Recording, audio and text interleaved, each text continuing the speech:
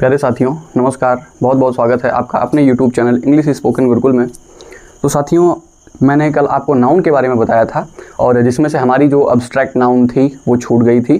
तो साथियों मैं बता दूं आपको कि हमारी जो अब्स्ट्रैक्ट नाउन, हमने जैसा कि नाउन बताया, नाउन के पूरे प्रकार बताए, बस एक नाउन छूटने की वजह थोड़ा सा ये हो गई थी, कुछ तकनीकी प्रॉब्लम हो गई थी, इस वजह से वो छूटी थी।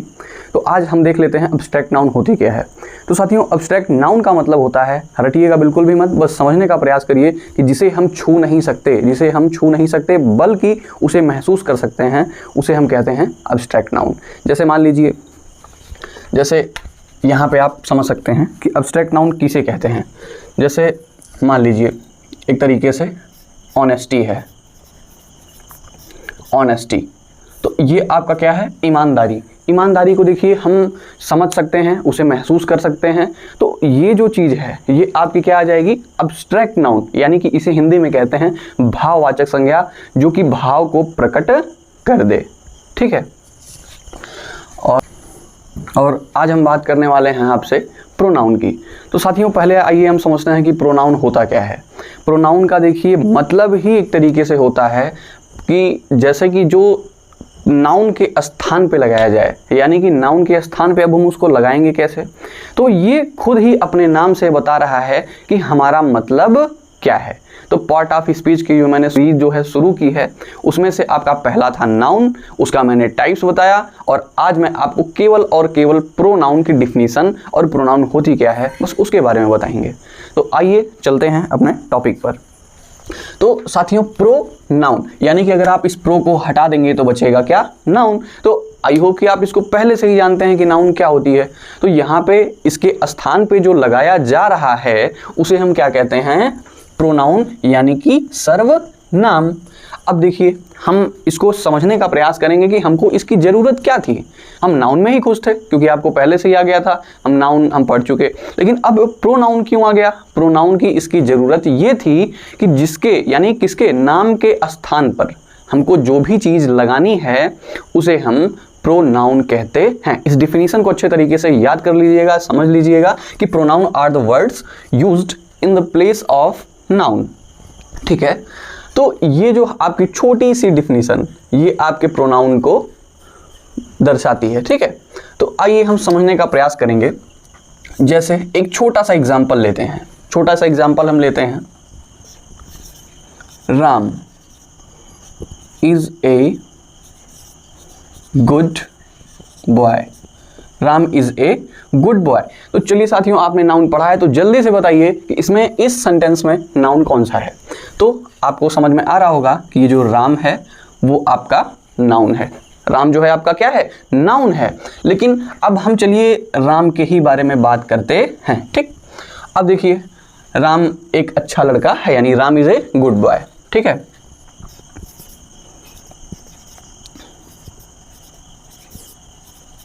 Ram is a good student.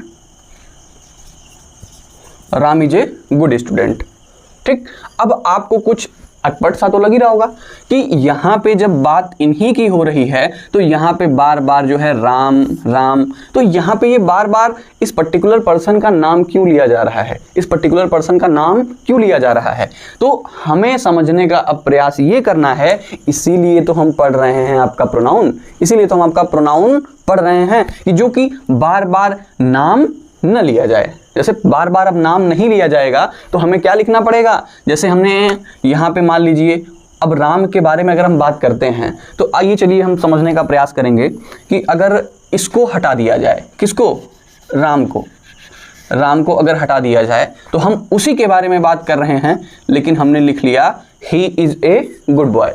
He is a good boy, तो ये आपका क्या हो गया, वह एक अच्छा लड़का है। ठीक। कौन, राम। तो अब देखिए वही तो रिप्लेस करना था, बहुत ही छोटा और सिंपल सा काम था। अब देख लीजिए उसी के बारे में बात हो रही है, यहां पे लिख लीजिए he is a good student. ठीक है। ही हैज अ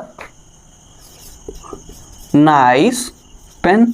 बहुत ही सिंपल और बहुत ही छोटे छोटे एग्जाम्पल के साथ आप समझ पा रहे हैं कि ये चीज़ आखिर होती क्या है। तो आइए यहाँ पे आप समझने का प्रयास करिए कि यहाँ पे हमने बात तो राम की ही किया, लेकिन उसके स्थान पे इसको लगा लिया, एक सब्जेक्ट लगा लिया। देखिए यहाँ पे ही, अगर हम यहाँ पे केवल राम राम राम की ही बात कर देंगे तो ऐसा लगेगा कि कुछ नींद नहीं लिया है, सोया नहीं है, जो एक ही नाम जो है रटे जा रहा है। तो यहाँ पे आपको अब समझ में आया होगा कि प्रोनाउन की आवश्यकता क्यों पड़ी। प्रोनाउन की आवश्यकता इसीलिए पड़ी कि हमें बार बार नाउन को जो है बार बार अगर हम लेते हैं तो हमारी बुरी मानसिक स्थिति को दर्शाता है। ये बहुत थोड़ा हंसी वाली भी बात है।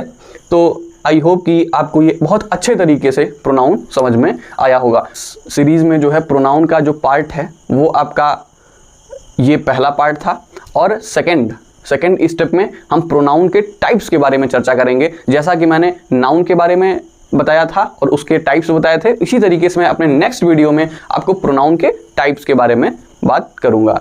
तो कर दीजिए चैनल को सब्सक्राइब, लाइक, और जो ना समझ में आए आप कमेंट में बताइएगा। तब तक के लिए नमस्कार।